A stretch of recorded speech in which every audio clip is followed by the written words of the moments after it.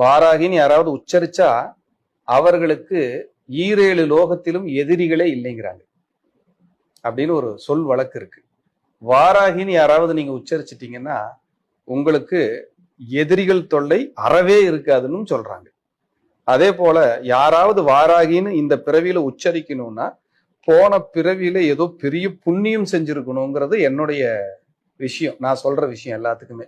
அப்படிப்பட்ட ஒரு அற்புத சக்தி அம்பாள் அன்னை, பெரிய ஒரு சக்தி படைத்த ஒரு தாய் அப்படின்னா அந்த பூமி தாய்னா அன்னை வாராகி தான். அப்படிப்பட்ட வாராகிக்கு உகந்த நாளாக கருதப்படுகின்ற ஒரு திதி பஞ்சமி திதி. ஸோ தேய்பிறை பஞ்சமி மற்றும் வளர்பிறை பஞ்சமி.